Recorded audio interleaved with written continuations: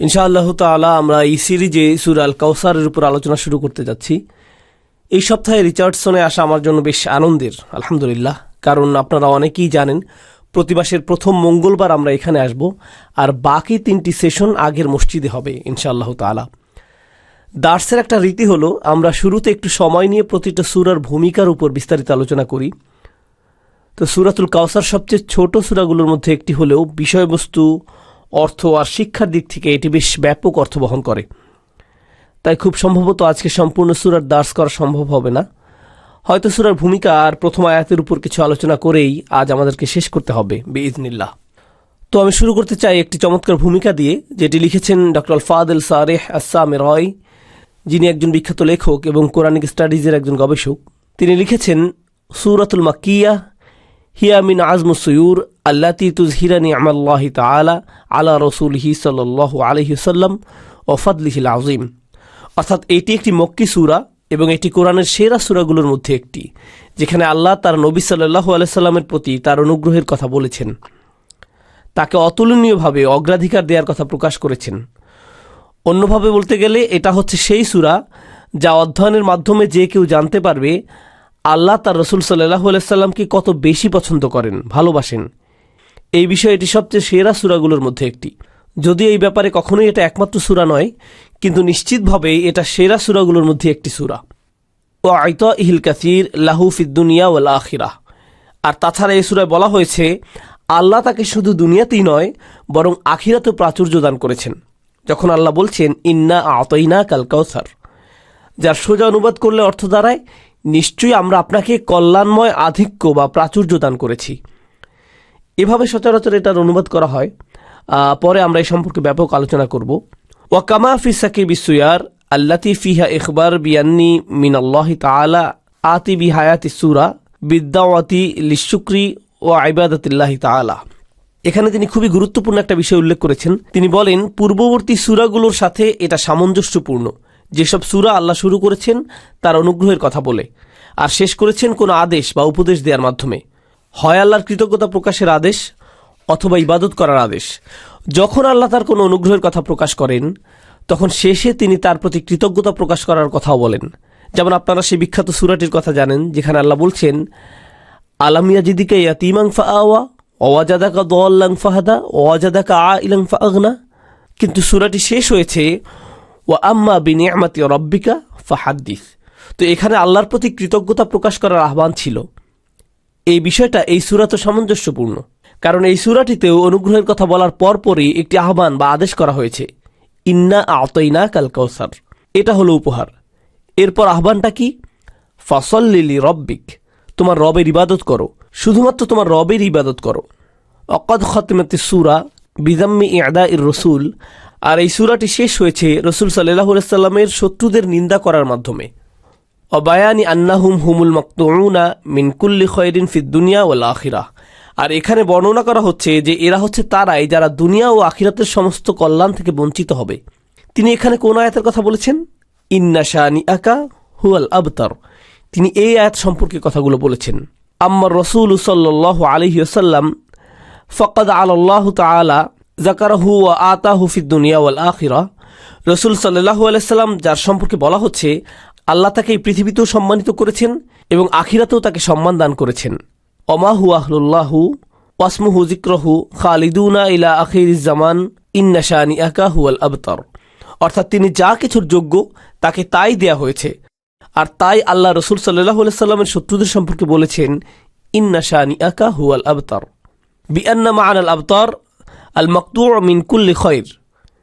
এই আয়াতে আবতার অর্থ হলো এমন ব্যক্তি যে সকল কল্যাণ থেকে বঞ্চিত।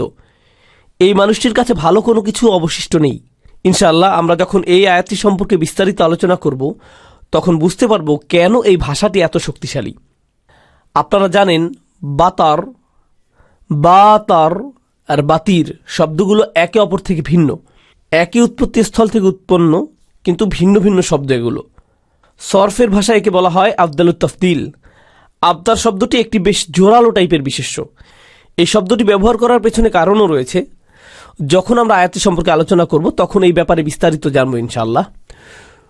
কোরআনের সূরাগুলোর মধ্যে সমন্বয় বোঝার জন্য আমরা পূর্ববর্তী সূরার সাথে পরবর্তী সূরার তুলনা করে থাকি। এই বিষয়ে এই সূরার ক্ষেত্রে আমরা কিছু মন্তব্য জানব। শুরুতে আমরা ফখরুদ্দিন আল রাজি রাহমাহুল্লাহর মন্তব্যে চলে যাই। ফি সূরাতিল মুকদ্দিমাহ ওয়াসাফ আল্লাহু তাআলা আল মুনাফিক বিউমুরিন আরবাআহ আল মুনাফিক বিউমুরিন আরবাআহ। তিনি বলেছেন পূর্বের সূরা কোনটি? সূরাতুল মাউন। সূরাতুল মাউনে আল্লাহ আযজা ওয়া জাল্লা মুনাফিকদের 4টি আচরণের কথা বলেছেন। সূরা মাউন সম্পর্কে আমরা যা কিছু জেনেছি তার মধ্যে আমরা মুনাফিকি আচরণ সম্পর্কে পড়েছিলাম। ইমাম রাজি বলেছেন সূরা মাউনের 4টি মৌলিক মুনাফিকি আচরণের বর্ণনা দেয়া হয়েছে। আউয়ালুহা, প্রথমটি হল আল বুখল ওয়া হুয়াল মুরাদ মিন কওলিহি ইয়াদউল ইয়াতীম ওয়ালা ইয়াহুদ্দু আলা তাআমিল মিসকিন। অর্থাৎ প্রথম বৈশিষ্ট্য হচ্ছে কৃপণতা, লোভ করা, এত বেশি লোভ হওয়া যে তারা ইয়াতিমকে ধাক্কা দিয়ে বের করে দেয় এবং মিসকিনকে খাবার দিতে বলতেও চায় না। এই কথাগুলো আমরা আগের তাফসিরে বলেছি। খেয়াল করুন, আল্লাহ বলেননি যে সে মিসকিনকে খাবার দেয় না। ওয়ালা ইউতআমুল মিসকিন তিনি এভাবে বলেননি, তিনি বলছেন ওয়ালা ইয়াহুদ্দু আলা তাআমিল মিসকিন। এই দুইটি কথার পার্থক্য আছে। সে কাউকে উৎসাহিত করে না, এমনকি এ ব্যাপারে কথাও তুলে না। কেন তুলে না? কারণ সে নিজে ধনী হয়ে যদি মিসকিনকে খাবার দেওয়ার কথা তুলে বা মানুষকে উৎসাহিত করে, তাহলে মানুষ প্রথমে তাকে প্রশ্ন করবে তুমি নিজে কি করেছ। এজন্য সে ভাবে আমি যদি নিজে কিছু না বলি কেউ আমাকে কিছু বলতেও পারবে না, তাই সে এই বিষয়ে কোনো কথাই বলতে চায় না। আর এটাই হলো কৃপণতার সর্বোচ্চ ধরন। সে তার চারপাশে দারিদ্রতা দেখবে, অথচ সে একটি ভালো সামাজিক অবস্থানে থাকবে। কারণ এর আগের সূরাটি কুরাইশ নেতাদের উদ্দেশ্য করে নাজিল হয়েছে। তারা ভালো সামাজিক অবস্থানে থেকেও কিছু বলে না, যেহেতু এটা তাদেরকে উল্টো সমাজের কাছে ছোট করে। মানুষ তাদেরকে বলবে তুমি এসব বলছো, তাহলে তুমি কেন নিজেই শুরু করছো না? তোমারই তো সবার আগে করা উচিত। যাই হোক, মুনাফিকের প্রথম আচরণ হলো আল বুখল। এবার দ্বিতীয়টায় আসি। ওয়াসানি তারকুস সালা ওয়া হুয়াল মুরাদ মিন কওলিহি। আর দ্বিতীয়টি হলো নামাজে উদাসীনতা। কথাটা পূর্বের সূরার কোন আয়াতে এসেছে? আল্লাযীনা হুম আন সলাতিহিম সাহুন। এই আয়াতে আল্লাহ আযজা ওয়া জাল্লা দ্বিতীয় আচরণটি উল্লেখ করেছেন। সাহওয়া শব্দের শাব্দিক অর্থ হলো কোনো বিষয়কে কম গুরুত্বপূর্ণ মনে করে ভুলে যাওয়া। তো তারা নামাজের চেয়ে অন্য কিছুকে বেশি গুরুত্ব দিয়ে নামাজের প্রতি উদাসীন থেকেছে। আল্লাহ আযজা ওয়া জাল্লা বলেননি আল্লাযীনা হুম আন সলাতিহিম তারিকুন, তিনি বলেননি তারিকুন, তিনি বলেছেন সাহুন। আবার বলছি, সাহওয়া মানে তারা এই ব্যাপারে সতর্ক নয়, যেন এটা তাদের জন্য এমন কোনো বড় বিষয় নয়। লা ইউবালি আমসল্লা আমলাম ইউসল্লি, অর্থাৎ নামাজ পড়লে বা না পড়লে তার কিছু যায় আসে না, এটা তার কাছে কোনো বিষয়ই না। গত সপ্তাহের ব্যাখ্যায় আমরা আরও বলেছিলাম যে তারা নামাজের সময় একেবারে শেষ হয়ে আসলে তড়িঘড়ি করে নামাজ পড়ে, অথবা এভাবে যদি নামাজটা মিসও হয়ে যায় সমস্যা নেই, এমন একটা মনোভাব নিয়ে চলে। আল্লাহ আযজা ওয়া জাল্লা আমাদেরকে এমন মনোভাব থেকে রক্ষা করুন। ওয়াসালিসুল মুরাদ ফি সালাতি ওয়া হুয়াল মুরাদ মিন কওলিহি। আর তৃতীয় আচরণ হলো, এখানে আচরণগুলোর ধাপগুলো মনে রাখবেন।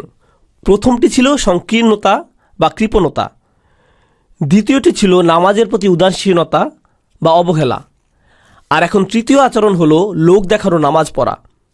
কোন আয়াতে বলেছেন এই কথা? আল্লাযীনা হুম ইউরাউন। এটা হলো মুনাফিকের তৃতীয় আচরণ। অর্থাৎ তারা নামাজ পড়ে, তারা আল্লাহর জন্য পড়ে না, মানুষকে দেখানোর জন্য পড়ে। ওয়ার-রাবিউল মানউ মিনাজ যাকাত ওয়া হুয়াল মুরাদ মিন কওলিহি। অর্থাৎ চতুর্থ আচরণ হলো একেবারে ন্যূনতম বা সর্বনিম্ন দান করা থেকে বিরত থাকা। মজার ব্যাপার হলো, প্রাথমিক ইসলামিক গবেষণায় স্কলারগণ সাদাকা শব্দটি ব্যবহার করতেন না, তারা জাকাত শব্দটি ব্যবহার করতেন। এর মাধ্যমে তারা শরঈ জাকাত মানে 2.5% কথা বোঝাতেন না, বরং তারা জাকাত বলতে একেবারে সর্বনিম্ন বা ন্যূনতম দানের কথা বলতেন। যতটুকু দান না করলে মানুষের পাপ হবে, একেবারে সর্বনিম্ন দান। তাহলে এখানে কোন আয়াতের কথা বলা হচ্ছে? এমনকি তারা ন্যূনতম জিনিস দান করতে চায় না। এটা হলো ওয়ায়ামনাউনা আল মাউন। এই আয়াতের মাধ্যমে মুনাফিকের শেষ আচরণের কথা বলা হচ্ছে, যে তারা ন্যূনতম আবশ্যকীয় জিনিসও দান করতে আগ্রহী নয়। শাব্দিকভাবে মাউন শব্দের অর্থ হলো ওই সব জিনিস যা আপনি কাউকে দিতে কখনো না করেন না।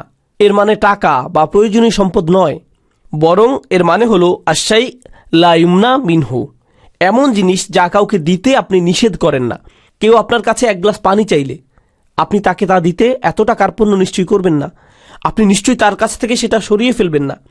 অথচ তারা এমনটা করে। এটা কিন্তু দিনের অংশ ছিল না। ইসলামের পূর্বেও মাউন বলতে এমনটাই বোঝানো হতো।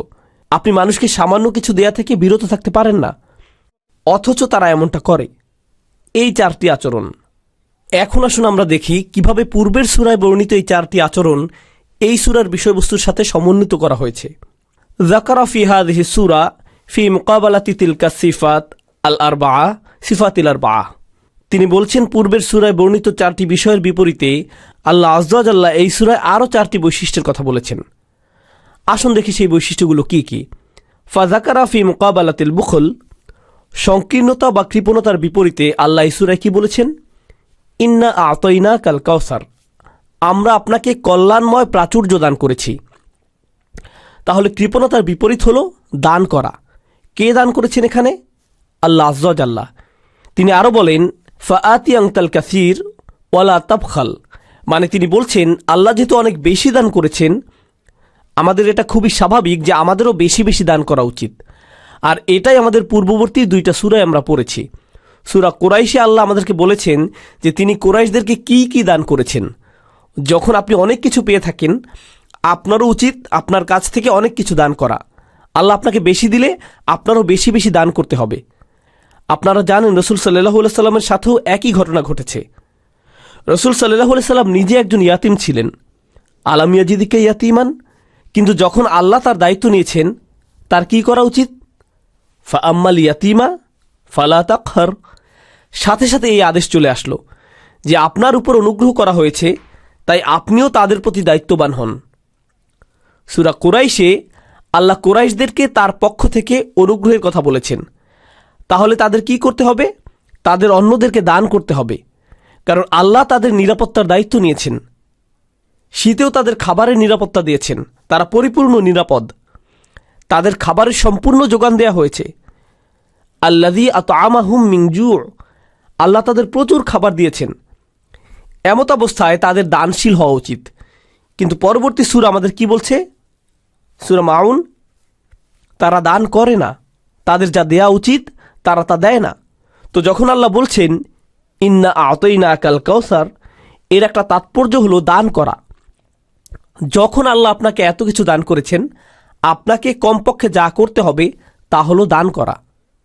এখন ওয়াযাকারা ফি মুকাবালাতি আল্লাযীনা হুম আন সালাতিহিম সাহুন, অর্থাৎ পূর্বের সূরায় আল্লাহ যারা নামাজের প্রতি উদাসীন তাদের কথা বলেছেন। এর বিপরীতে এই সূরায় কি বলেছেন? ফাসল্লি, ফেইলে আমর, নামাজ পড়ো। আইদুম আলা সলাহ, নামাজে নিয়মিত হও। যখন আল্লাহ আদেশ করেন তখন আপনার উদাসীন হলে চলবে না।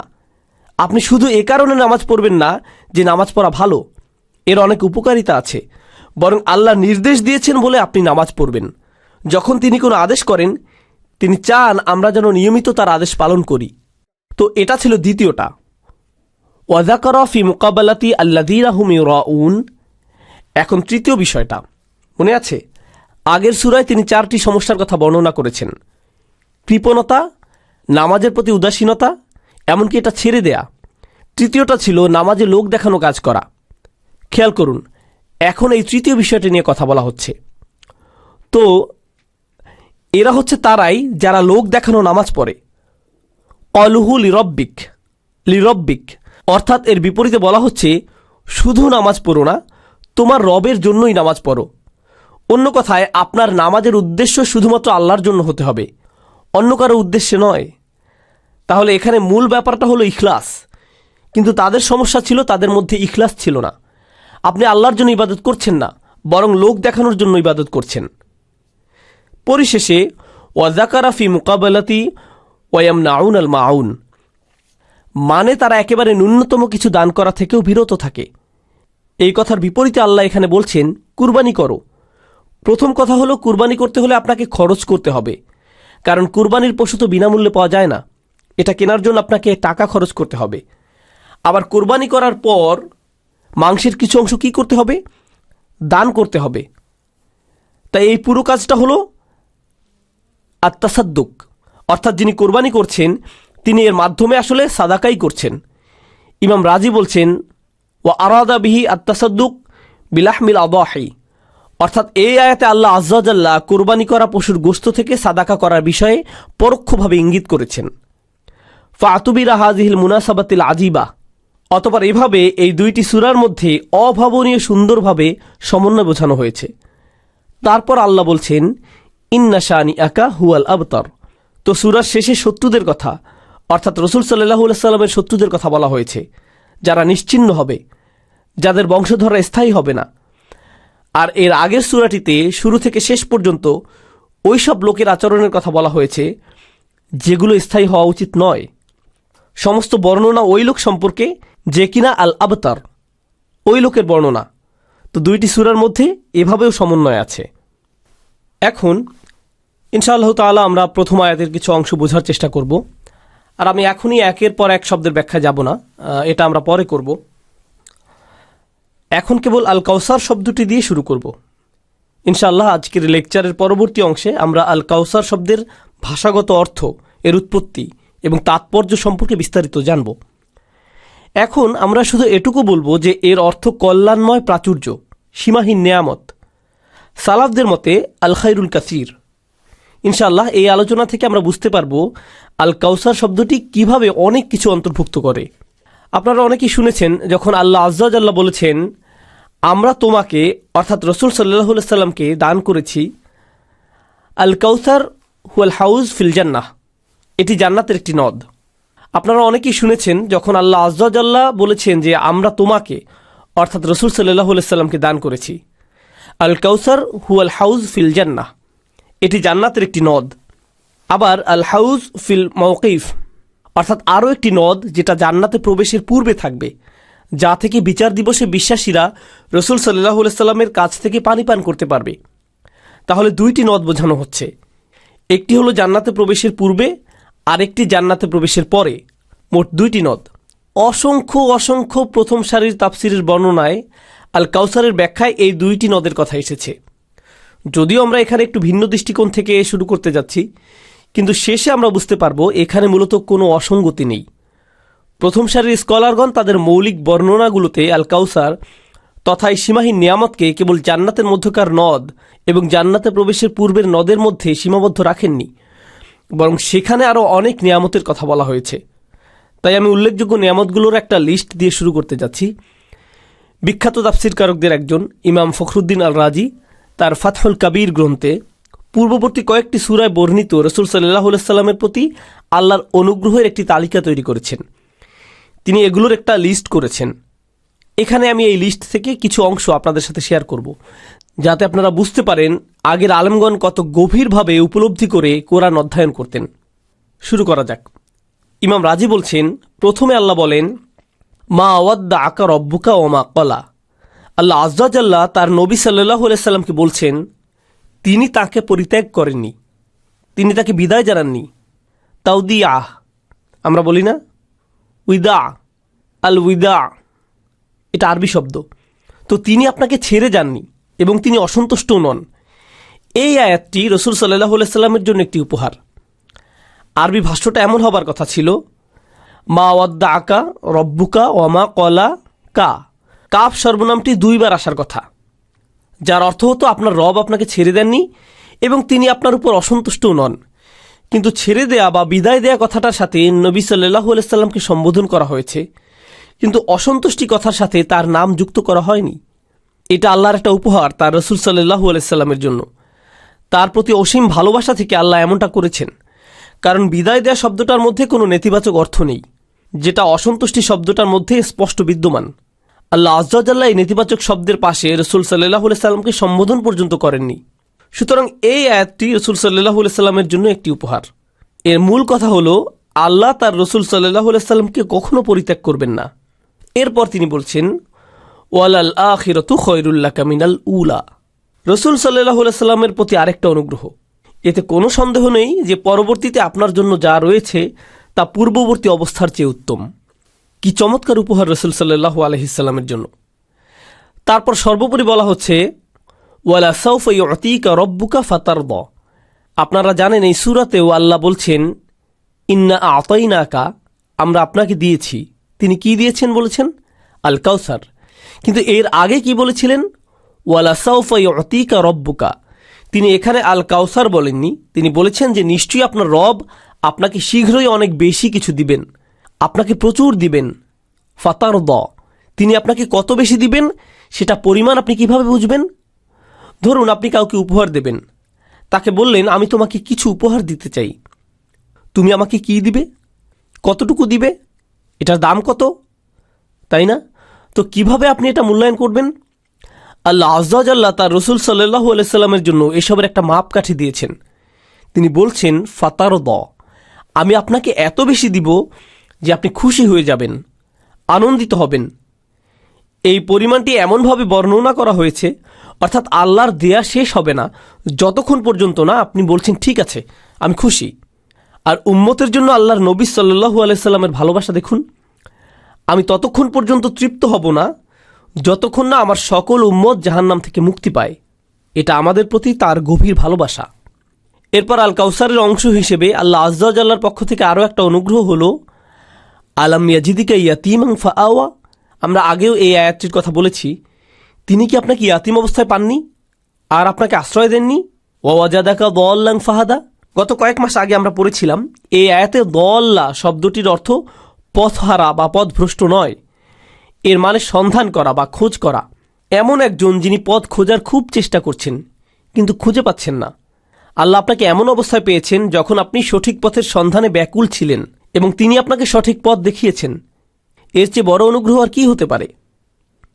তারপর ওয়াজাদাকা আইলান ফাআগনা, আর তিনি আপনাকে তীব্র আর্থিক কষ্টে পেয়েছেন এবং আপনাকে অভাবমুক্ত করেছেন।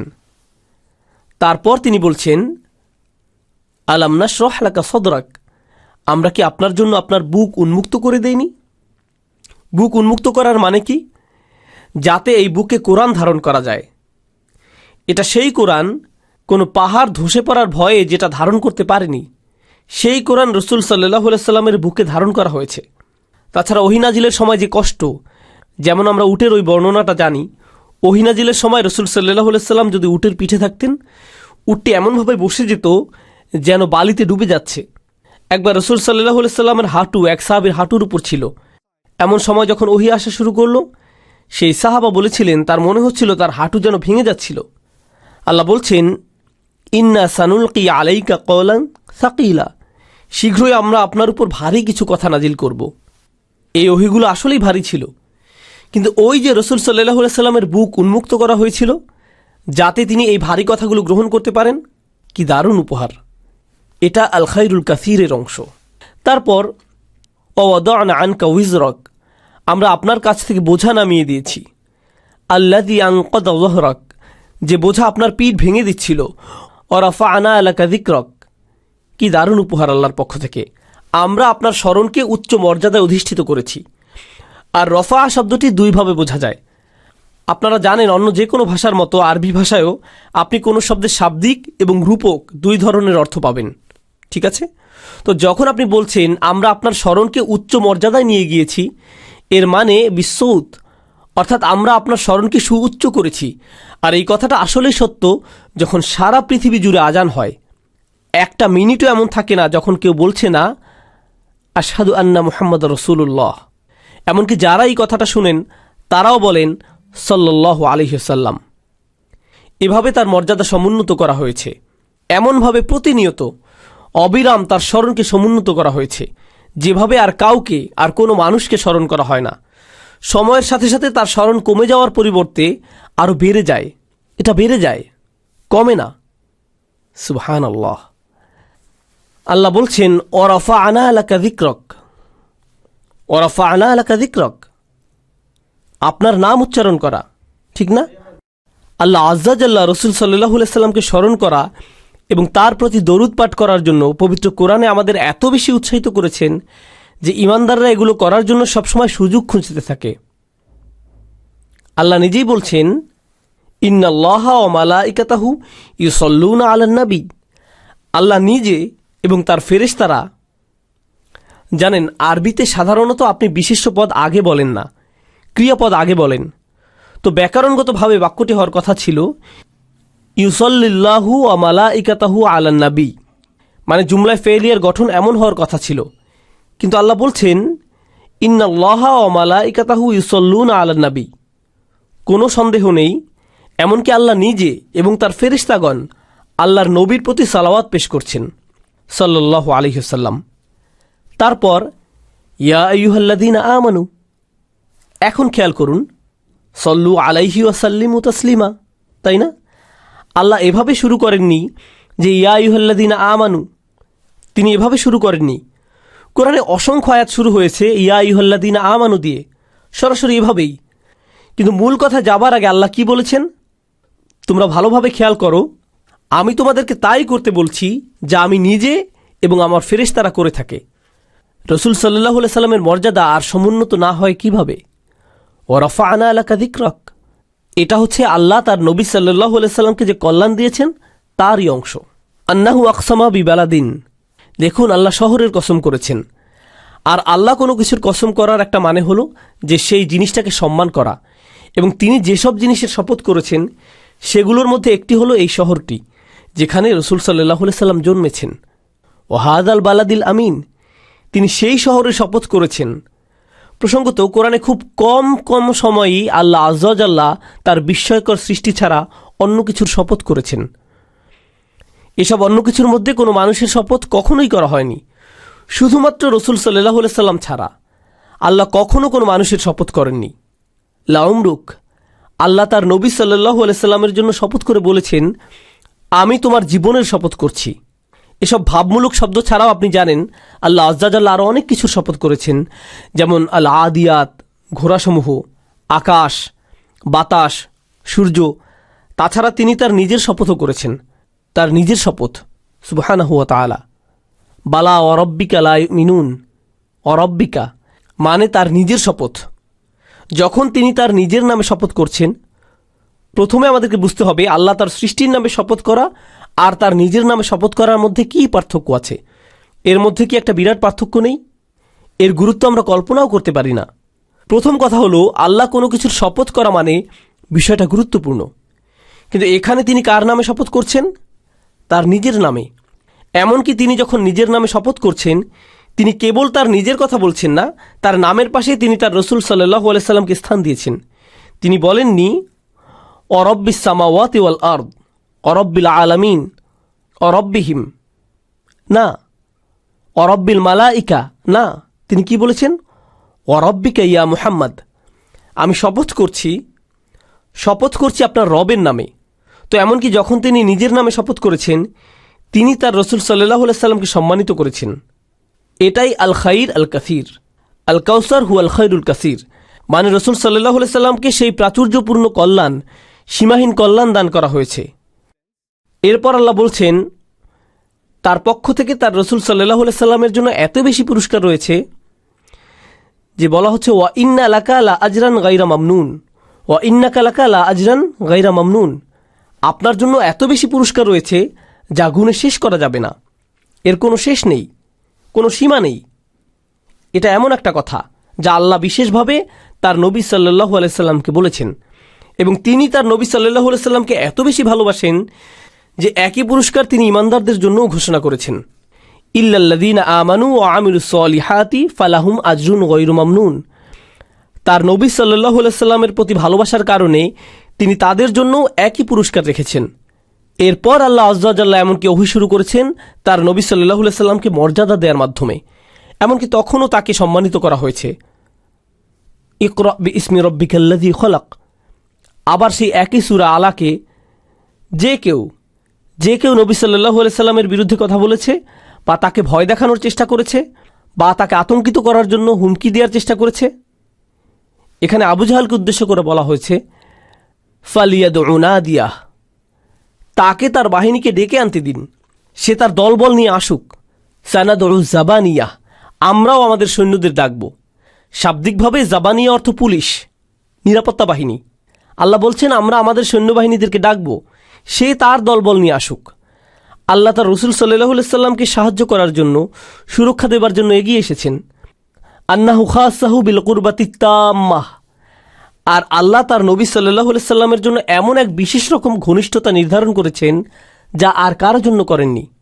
কোন আয়াতে বলেছেন, ওয়াসজুদ ওয়াকতারিব, সিজদা করুন আর আমার নৈকট্য লাভ করুন। এটা রাসূল সাল্লাল্লাহু আলাইহি সাল্লামকে বিশেষভাবে দেয়া হয়েছে। তো এগুলো ছিল আল্লাহর পক্ষ থেকে উপহার। ইন্না আতাইনাকা হাযিহিল মানাকিব। আমরা এতক্ষণ যে আয়াতগুলো পড়লাম এগুলো বর্ণনা করার পরে ইমাম রাজি কি বলেছেন, ইন্না আতাইনাকা হাযিহিল মানাকিব মুতাকাসিরাহ আল মাযকুরা ফি সুওয়ারিহিল মুতাকাদ্দিমাহ আল্লাতী কুল্লু ওয়াহিদিন মিনহা। এখন খেয়াল করুন এটা এমন যেন আল্লাহ বলছেন, কোরআনে এই সূরার পূর্ববর্তী সূরাগুলোতে আমি আপনাকে যে নিয়ামতগুলোর বর্ণনা দিয়েছি এদের প্রত্যেকটাই আযামু মিন মুলকিদ দুনিয়া বিহাযাল ফারিহা। এগুলোর এক একটি সারা পৃথিবী ও এর সমস্ত ধন সম্পদ ও ঐশ্বর্যের চেয়েও বেশি মূল্যবান। ফাস্তাগিল আনতা বিইবাদাতি হাযার রব। অতঃপর আপনি এই রবের দাসত্ব এবং ইবাদতে নিজেকে ব্যস্ত রাখুন। সুবহানাল্লাহ। ইমাম রাজি বলছেন যে আল্লাহ এভাবে এটাকে ফাসল্লি লিরব্বিকা ওয়ানহারের সাথে যুক্ত করেছেন। আমরা প্রথম আয়াতে আছি এবং এর কিছু শব্দ ব্যাখ্যা করেছি। এখন আমরা শব্দে শব্দে সূরাটি জানব এবং খায়রের আরও কিছু দিক নিয়ে আলোচনা করব। তারপর আমরা ইমাম রাজির যে বক্তব্য জেনেছি তা পূর্ববর্তী অন্যান্য স্কলারদের বক্তব্যের সাথে সংযুক্ত করব। ইন্না আতাইনা কাল কাউসার, আতা ইয়তি ইআতাআন। এই সূরার প্রথম ক্রিয়াপদ ইআতা। আরবিতে আরও একটা শব্দ আছে আতা, মানে কোনো কিছু দেয়া, আর এটা হচ্ছে ইআতা, এটাও কোনো কিছু দেয়া বোঝায়। আরও একটা শব্দ আছে ওয়াহাবা। ওয়াহাবা যেমন রব্বানা হাবলানা। কখনো কখনো আমরা বলি রব্বানা আতিনা, তাই না? আমরা বলি রব্বানা আতিনা, হে আল্লাহ আমায় দান করুন। আবার কখনো কখনো আমরা বলি রব্বানা হাবলানা, আমাদেরকে দান করুন। তো এটাও দান করা। তাহলে একই অর্থে ওয়াহাব আছে, ইতা আছে, ইআতা আছে। এগুলোর মধ্যে পার্থক্য কি? আরবি হিবা অথবা ওয়াহাবা মানে উপহার দেয়া, কোনো ছোটোখাটো উপহার নয়, অনেক বড় উপহার। যখন আমরা স্ত্রী ও সন্তানদের কাছ থেকে প্রশান্তি লাভ করার জন্য আল্লাহর কাছে চাই, এটা কোনো ছোট উপহার নয়, এটা একটা বড় উপহার। যারা তাদের স্ত্রী পরিবার নিয়ে খুশি থাকেন তারা অনেক সৌভাগ্যবান, কারণ বেশিরভাগ মানুষ পরিবারের সাথে থাকেন কিন্তু তাদের সাথে খুশি নন। তাই যখন তারা এটা পান, এটা কোনো ছোট উপহার নয়, এটা বিশাল উপহার, তাই না? হাবলানা মিন আজওয়াজিনা ওয়া যুররিয়াতিনা কুররাতা আয়ুন, এটা সূরা ফুরকানে এসেছে। আরবিতে আতা শব্দের অর্থ দেয়া। মূলত এই দেয়াটা একেবারেই দিয়ে দেয়া নয়। অন্যভাবে বলতে গেলে আপনি কাউকে কিছু দিচ্ছেন কিন্তু এর সাথে কিছু দায় দায়িত্বও দিচ্ছেন, অথবা আপনি যা দিয়েছেন তা আপনি আবার ফিরিয়ে নিতে পারেন। যেমন তুতিল মুলকা মান তাশা, ঠিক আছে? তুতিল মুলকা মান তাশা। আবার তানজিউল মুলকা মিম্মান তাশা, আপনি যাকে ইচ্ছা দান করেন আবার যার কাছ থেকে ইচ্ছা কেড়ে নেন।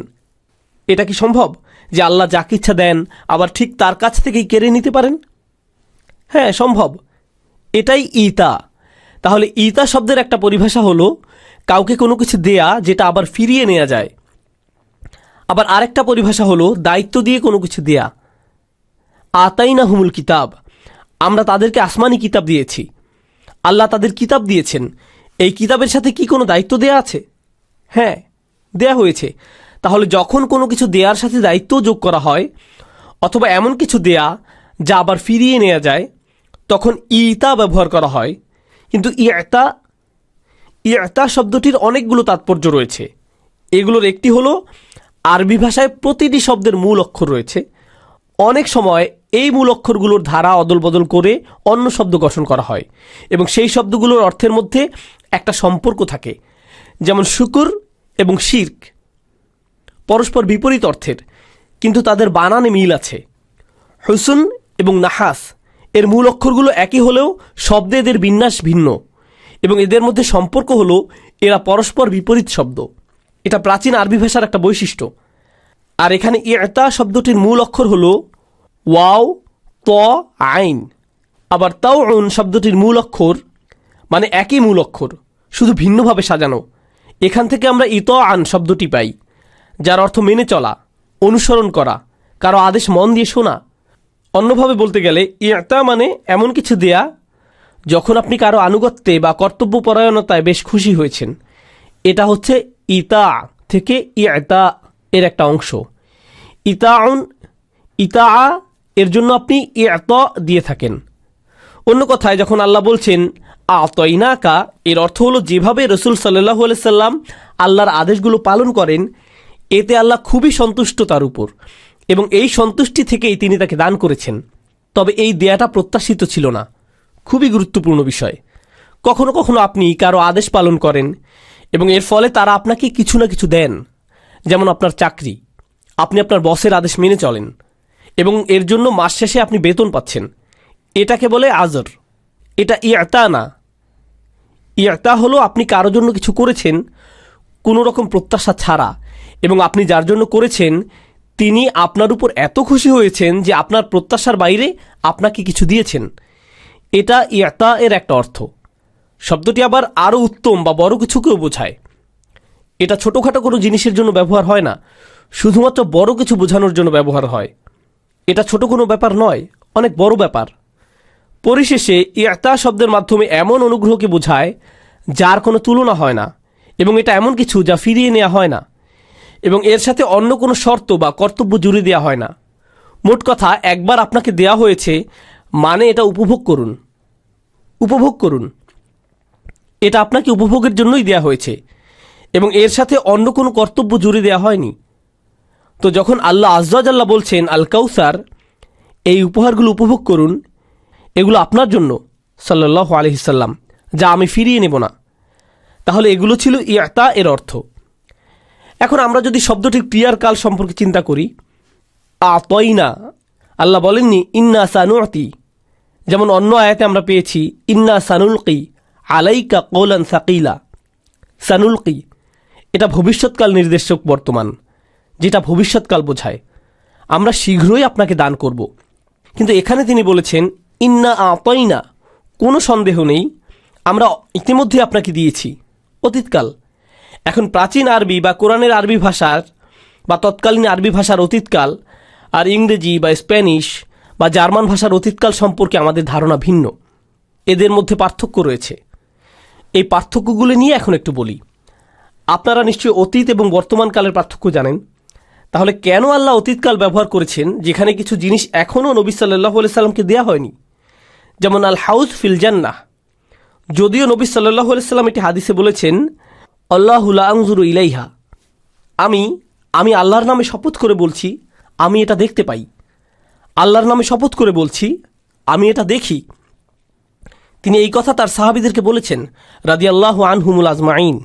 যদিও আমরা এই বর্ণনাটা পেয়েছি, তারপরও এই যে হাউজে কাউসারের কথা, এটা ভবিষ্যতের একটা বিষয়। তাহলে ভবিষ্যতের কিছু বলতে কেন অতীতকাল ব্যবহার করা হয়েছে? এটা একটা যৌক্তিক প্রশ্ন। যখন প্রাচীন আরবরা কথা বলতো, জানেন, ক্রিয়ার কাল সম্পর্কে তাদের নির্দিষ্ট একটা মতবাদ ছিল। অতীতকাল হলো নিশ্চিত, গতকাল যা ঘটেছিল সেটা নিশ্চয়ই ঘটেছিল, কিন্তু আগামীকালের কোনো কিছুর নিশ্চয়তা নেই, ঠিক না? তাই নিশ্চয়তা অতীতকালের সাথে সম্পৃক্ত, আর অনিশ্চয়তা ভবিষ্যতের সাথে। আর আপনি যদি ভবিষ্যতের কোনো কথা বলতে চান যেটা একেবারেই নিশ্চিত, যাতে কোনো সন্দেহ নেই, যা হবেই হবে, এরকম কোনো কিছু যার ব্যাপারে আপনি একেবারেই নিশ্চিত, তখন আপনি অতীতকাল ব্যবহার করে কথাটা বলবেন, কারণ অতীতকাল দ্বারা কোনো কিছু নিশ্চিত বোঝায়। এটা যেন গতকাল যেমন ঘটেছে তেমনি অবশ্যম্ভাবী, ঠিক গতকালের মতো সুনিশ্চিত। ঠিক আছে? আপনারা একটা ইংরেজি প্রবাদের কথা নিশ্চয়ই জানেন যে আগামীকাল সূর্য ওঠার মতো নিশ্চিত। যদিও ইসলামে আমরা এমনটা বলি না, কারণ আগামীকাল সূর্য ওঠার ব্যাপারে আমরা নিশ্চিত নই, কিন্তু অতীতকালের সাথে নিশ্চয়তার একটা সম্পর্ক আছে। তো এটা আতইনা এর এক প্রকার শৈল্পিক তাৎপর্য। আল্লাহ নিশ্চয়তা দিচ্ছেন। ইংরেজিতে একটা কথা আছে যেটা এই বিষয়টার সাথে মিলে যায়।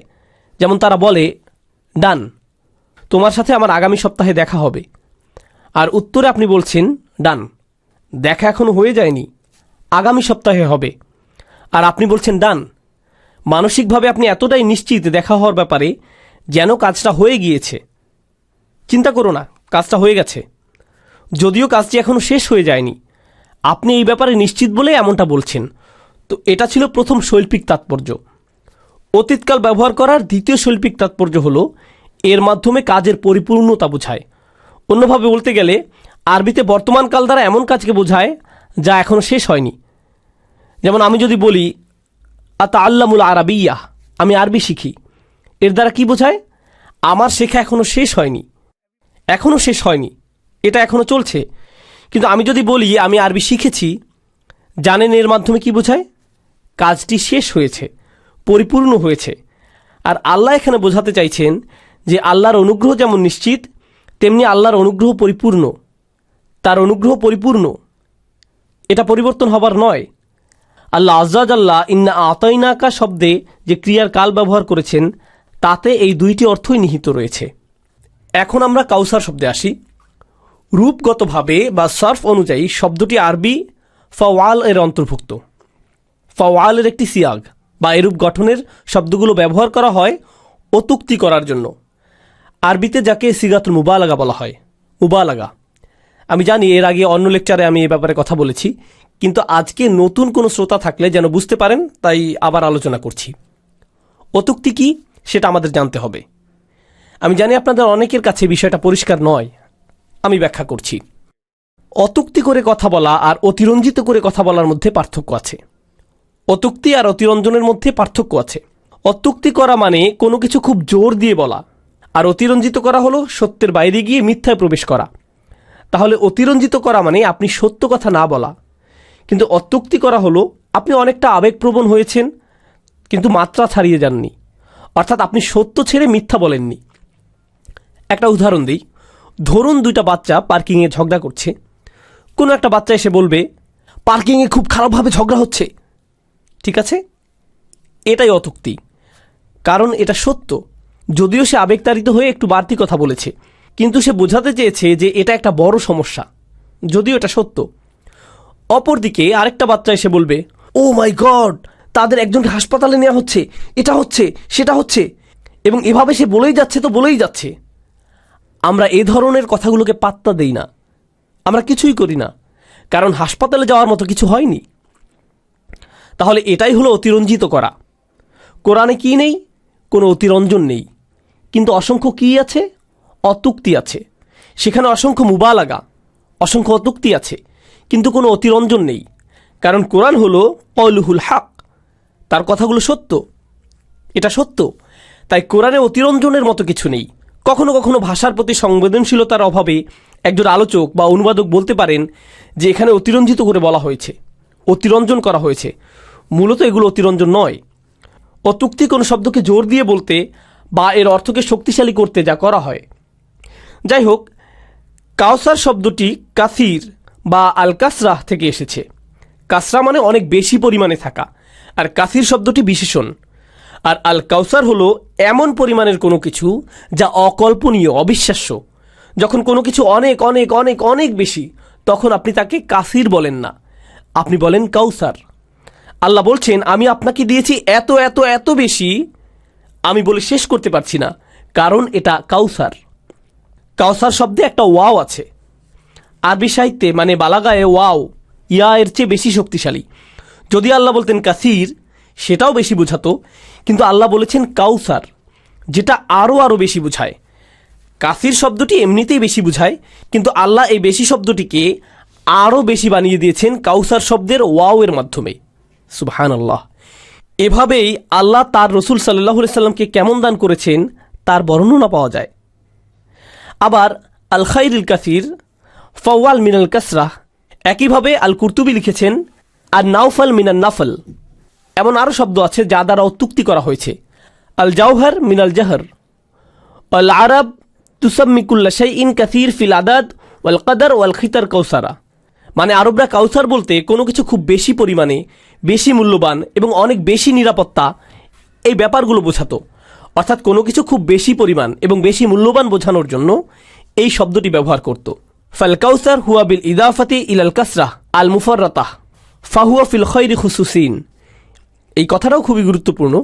আপনি যখন কোনো কিছু সম্পর্কে বলেন অনেক বেশি, এরকম কি কোনো সম্ভাবনা আছে যে অনেক বেশি ভালো কিছু অথবা অনেক খারাপ কিছু অথবা অনেক ভালো আর খারাপ দুটোই হতে পারে? হ্যাঁ, সম্ভব। আপনি যখন বলেন আমি তোমাকে অনেক বেশি দিয়েছি বা আমি তোমাকে অনেক কিছু শিখিয়েছি, হয়তো আমি তোমাকে অনেক ভালো কিছু শিখিয়েছি, আবার সাথে কিছু মন্দও। কাসির শব্দটি ভালো এবং খারাপ দুটোর জন্যই ব্যবহৃত হয়, কিন্তু কাউসার শব্দটি শুধুমাত্র ভালো জিনিসের জন্যই ব্যবহৃত হয়। এটা মুতাখাসসাস, মানে বিশেষভাবে শুধুমাত্র ভালো জিনিসের ক্ষেত্রে ব্যবহৃত হয়। এর মাধ্যমে আয়াতটি পরিপূর্ণতা পেয়েছে, যেমনটি আল্লাহ বলছেন ইন্না আতাইনা কাল কাউসার, অর্থাৎ আল্লাহ তাকে যা কিছু দান করেছেন তার সব কিছুই অবিশ্বাস্য রকমের ভালো এবং তিনি তাকে অধিক পরিমাণে দিয়েছেন সাল্লাল্লাহু আলাইহি সাল্লাম। ও আইন্দামা ওরিফ আল কাউসার বিত তারিফ, এটাও বেশ গুরুত্বপূর্ণ। এখানে একটা আল আছে, ইন্না আতাইনাকা আল কাউসার।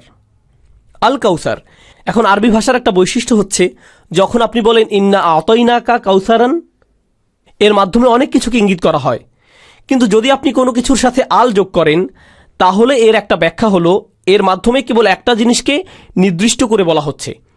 তাই কারো কারো মতে যেহেতু এখানে আল কাউসার এসেছে, তাই এর মাধ্যমে শুধু জান্নাতের নদের কথাই বলা হয়েছে, অন্য কিছু নয়।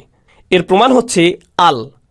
তারা বলছেন আল হলো প্রমাণ, যেটা কেবল একটা জিনিসকে নির্দেশ করে, এবং সেই একটা জিনিস যেটা আমরা আসারে পাই তা হলো আল হাউজ ফিল জান্নাহ আও আল হাউজ ফিল মাওকিফ। শুধুমাত্র এই জিনিসটা ইঙ্গিত করা হচ্ছে। কিন্তু ওয়ালাউ ক্বালা কাউসার লাম্মা দাখালা আন-নাহার ফীহি লাকিন আল হারফ আল মাওসুফ আফাদ আল ইতলাক ওয়া জামা কুল্লু খাইর। আরবিতে আপনি যখন বিশেষণ দ্বারা কোনো কিছু নির্দেশ করেন, যেমনটা ইংরেজিতে বা বাংলায় বিশেষ্য বিশেষণ আছে, তো যখন আপনি বিশেষণ বলেন, কোনো বিশেষ্য উল্লেখ করেন না, তখন সেই বিশেষণ দ্বারা অনেক কিছু বোঝানো হয়। আল থাকলেও যখন আল্লাহ বলছেন অনেক কিছু, প্রচুর পরিমাণে, অধিক পরিমাণে, এগুলো কি বিশেষ্য নাকি বিশেষণ? প্রচুর, অধিক, এগুলো বিশেষণ। যেহেতু আল্লাহ বিশেষণ ব্যবহার করেছেন এবং এর জন্য কোনো বিশেষ্য উল্লেখ করেননি, বলেননি বিশেষণটা কোন বিশেষ্যের, তিনি বলেননি আল হাউজ আল কাউসার, আল হাউজ আল কাউসার, এভাবে বিশেষ্য উল্লেখ না করার ফলে এই আয়াতে আরও অনেক সম্ভাবনার দুয়ার এবং এগুলোর গ্রহণযোগ্যতার দুয়ার খুলে গিয়েছে। এটা আল্লাহ আয্যা ওয়া জাল্লার অসীম দানের একটা অংশ যে তিনি তার রসুল সাল্লাল্লাহু আলাইহি সাল্লামকে যা দান করেছেন তার কোনো সীমা নির্ধারণ করেননি। আল কাউসারের ভাষাগত দিক ব্যাখ্যা করার জন্য আরও দুইটা রেফারেন্স দিব। প্রাচীন একটা কবিতা আছে যেটা আরবের ইতিহাসের একজন বৃদ্ধা মহিলা সম্পর্কে, যার ছেলে ভ্রমণে বেরিয়েছে, আর আরবের ছেলেরা ভ্রমণে বের হতো ব্যবসা করতে এবং ধন সম্পদ নিয়ে ফিরে আসতো। তো ছেলে ফিরে আসার পর মাকে জিজ্ঞেস করা হলো, বিমা আবাবনুক, তোমার ছেলে ফেরার সময় কি নিয়ে এসেছে? তিনি কি উত্তর দিলেন? সে নিয়ে এসেছে বিকাউসারিন, আই মানে বিমা লিকাসিরিন, সে অনেক বেশি কিছু নিয়ে এসেছে, অনেক সম্পদ নিয়ে এসেছে। প্রথমত তিনি খুবই খুশি তার ছেলে ফিরে আসার কারণে, আবার তিনি আরও খুশি কারণ সে প্রচুর সম্পদ নিয়ে ফিরেছে, তাই না? এভাবে ইসলামের পূর্বেও কাউসার শব্দটি ব্যবহার করা হতো। ওয়া আন্তা, এটাও একটা কবিতা, ওয়া আন্তা কাসিরুন ইয়া আবনা মারওয়ান তাইয়িবুন, তুমি চারিত্রিকভাবে খুবই ভালো হে ইবনে মারওয়ান। কবি এখানে ইবনে মারওয়ান নামের একজন যুবকের প্রশংসা করছেন, কিন্তু তারপর তিনি বলছেন তোমার বাবা অসাধারণ ছিলেন। তুমিও ঠিক আছো, কিন্তু তোমার বাবা অসাধারণ ছিলেন।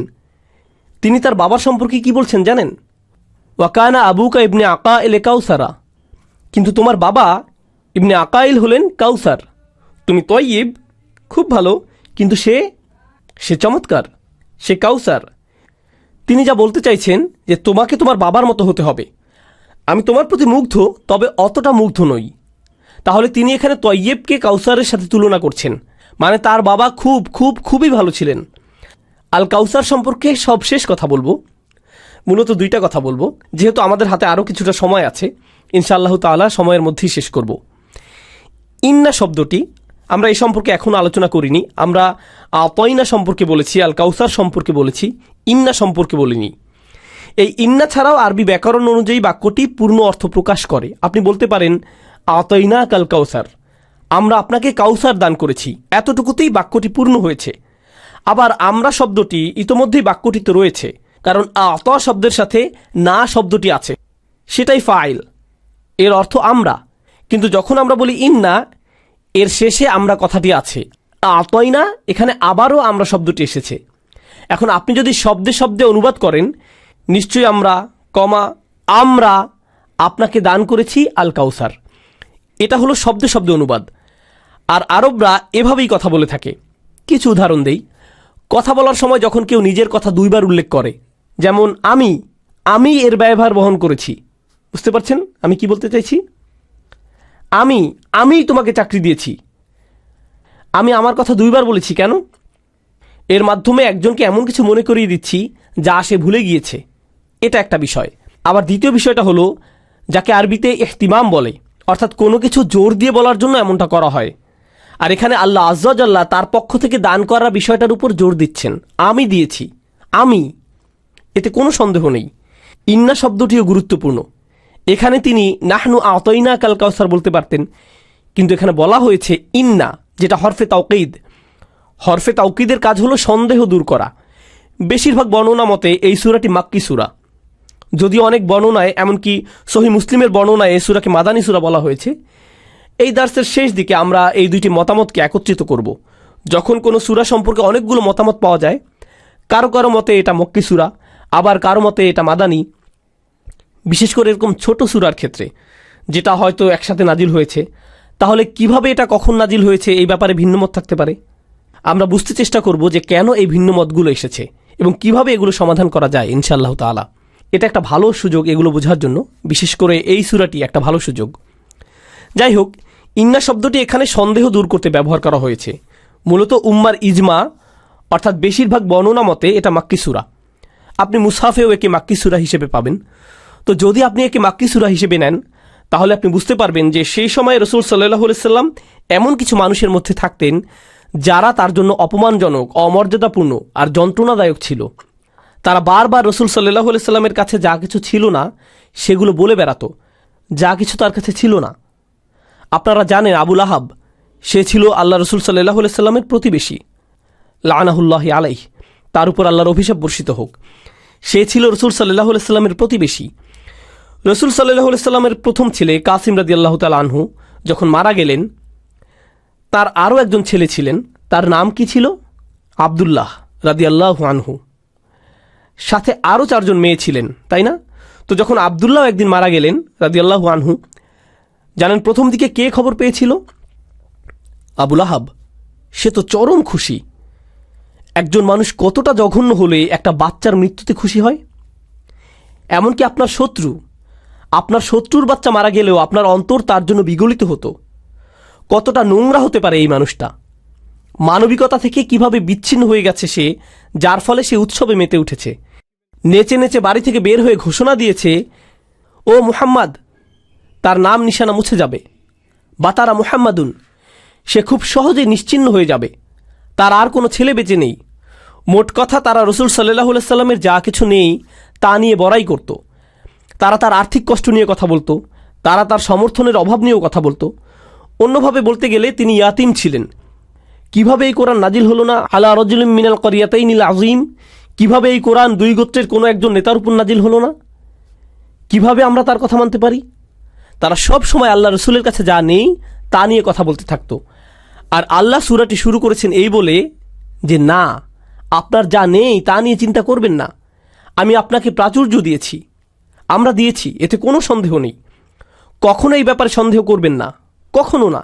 এবং এই সূরা যারা শুনে তারাও যেন এই ব্যাপারে সন্দেহ না করে যে আপনাকে তাদের কল্পনার বাইরে প্রাচুর্য দেয়া হয়েছে। আল কাউসার আমরাই আপনাকে দিয়েছি কোনো রকম শর্ত ছাড়া, এবং আমরা আপনাকে দিয়েছি অনেক অনেক অনেক বেশি, যা কল্পনা করা যায় না। সুবহানাল্লাহ! কিভাবে এই আয়াতটি এর শুরু এবং শেষের মধ্যে পার্থক্য করেছে এবং কিভাবে এটা রাসূলুল্লাহ সাল্লাল্লাহু আলাইহি সাল্লামকে সান্ত্বনা দিয়েছে। আপনারা জানেন, যখন কেউ আপনাকে মন্দ কিছু বলে, তখন আপনাকে সান্ত্বনা দেওয়ার জন্য কাউকে প্রয়োজন হয়, যে আপনাকে বলবে, ঠিক আছে, চিন্তা করো না, এভাবে ভেঙে পড়ো না। যদিও আপনি এই কথাগুলো জানেন, তারপরও কারো কাছ থেকে যখন শুনেন, আপনার মনে হয়, হ্যাঁ, তুমি ঠিকই বলেছ, ধন্যবাদ, তুমি আমাকে সাহায্য করেছ। রাসূল সাল্লাল্লাহু আলাইহি সাল্লামকে সান্ত্বনা দিতে কে এসেছেন? তাকে সমবেদনা জানাতে কে এসেছেন? আল্লাহ এসেছেন। কোরআনে আল্লাহর পক্ষ থেকে রাসূল সাল্লাল্লাহু আলাইহি সাল্লামের জন্য এটা একটা উপহার। তিনি তার রাসূল সাল্লাল্লাহু আলাইহি সাল্লামকে সাহায্য করেছেন। আল্লাহ জানেন সুবহানাহু ওয়া তাআলা কখন তার রাসূলের মন খারাপ হয়, কখন তিনি অপমান বোধ করেন, কখন তিনি তাদের কথায় কষ্ট পান। ওয়ালাকাদ না'লামু আন্নাকা ইয়াদিকু সাদরাকা বিমা ইয়াকুলুন, আমরা জানি তারা যা বলে তাতে আপনার মন সংকুচিত হয়ে যায়। আপনাদের কি মনে হয় না যখন তার ছেলে মারা গিয়েছে এবং কেউ সেই মৃত্যু উদযাপন করছে, তখন রসুল সাল্লাল্লাহু আলাইহি সাল্লামের অন্তর সংকুচিত হয়েছিল? কল্পনা করে দেখুন তো, তিনি আল্লাহর রসুল ছিলেন, সেটা না হয় একদিকে থাকলো, যে কোনো সাধারণ মানুষ আপনি দেখতে পাচ্ছেন আপনার বাচ্চার মৃত্যুকে উদযাপন করছে, কত রাগ, কত দুঃখ হবে আপনার। এরপর তাকে কি করতে হয়েছে? তাকে আবার ওই সব ব্যক্তির কাছেই দিন প্রচার করতে হয়েছে এবং তাদের প্রতি সহনশীল থাকতে হয়েছে। তিনি তাদের সাথে যুদ্ধে লিপ্ত হতে পারবেন না। না, তখনও সময় হয়নি। ধৈর্যের সাথে তাদের ডাকুন, ওয়াসবির আলা মা ইয়াকুলুন, তারা যা বলে সেই ব্যাপারে ধৈর্য ধরুন। আমরা কত সহজে এই আয়াতগুলো উদাহরণ দিই। তারা যা বলে তাতে ধৈর্য ধরুন, মানে ধরুন কেউ আপনাকে এমন উপদেশ দিয়েছে, তখন কি আপনার মাথা খারাপ হয়ে যাবে না? আপনার মেজাজ একেবারে খারাপ হয়ে যাবে। আপনি বলবেন, তুমি কি জানো সে আমাকে কি বলেছে? আপনি অস্থির হয়ে যাবেন। আমি আপনাকে থামাতে চাইলে আপনি আবার বলবেন, তুমি জানো না সে কি বলেছে। অথচ এই মানুষটার সুন্নাহ দেখুন, সাল্লাল্লাহু আলাইহি ওয়াসাল্লাম, যাকে আমরা আমাদের রসুল বলি, ধৈর্যের কি চমৎকার আদর্শ আল্লাহ আমাদেরকে দিয়েছেন। এসব ঘৃণ্য লোকদের কাছে দাওয়াত পৌঁছানো কতটা কঠিন, এবং সর্বোপরি সেই লোকটা তার পরিবারের একজন। আর এখান থেকে আপনি আরেকটা শিক্ষা পাচ্ছেন, সেটা হলো সবচেয়ে দুঃখজনক কথাগুলো আপনি কার কাছ থেকে শুনবেন? আপনার পরিবার। আপনার নিজের পরিবার আপনাকে সবচেয়ে খারাপ কথাটা বলতে পারে, কারণ তারা মনে করে কোনো সমস্যা নেই, সব ঠিক আছে, ঘরের মানুষ। অথবা তারা বলবে, কি হয়েছে তাতে, কি সমস্যা তোমার? তারা এভাবে বলতেই থাকবে, কারণ ঘরের ভেতর কোনো সমস্যা নেই, তাই না?